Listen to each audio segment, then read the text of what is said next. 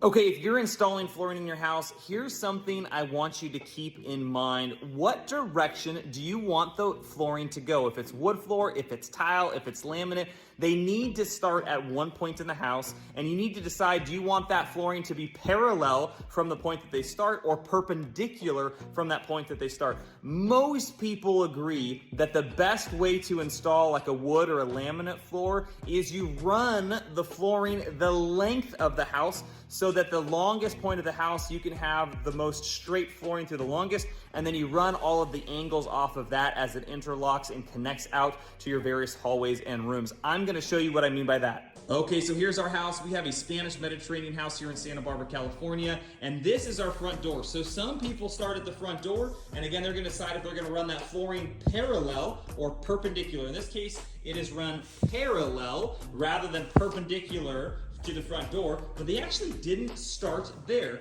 because it's a little foyer area. They actually started at the widest point of the house, and that is actually here where we have our large sliding glass door that opens to our backyard. And they created this because it goes all the way through the kitchen into the family room and the pantry, and then into our circular kind of turret room where our staircase goes upstairs. So they started here. So these were the very first floorboards on the lower level where they started. And we were actually having two construction crews going simultaneously. So one was in one part of the house, the other was in another part of the house. But this is where they started that flooring, and they ran these boards. It's a four-way interlocking luxury laminate planking system, and they ran it here off that patio and ran it directly this way into the kitchen and all the way into the pantry. And then coming back here, they ran it into the more funky part of our house, and funky meaning like it's atypical because it's non-linear, but all this is pretty straight and linear, but here is where it actually gets wild.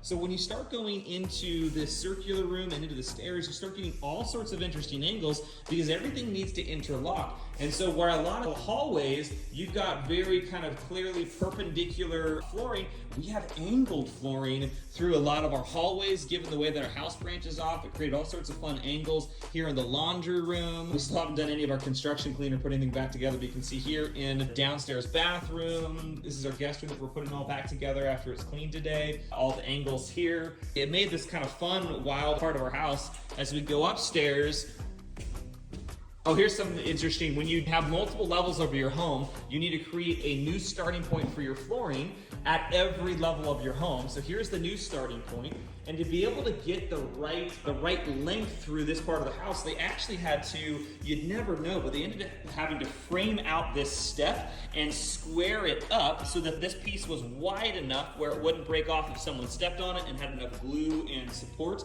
And they created this line upstairs where it would go into our primary bedroom and then into this really cool, fun, kind of curved hallway. And this is where we have our rubberized baseboard that wraps around because it's such an interesting, unique radius.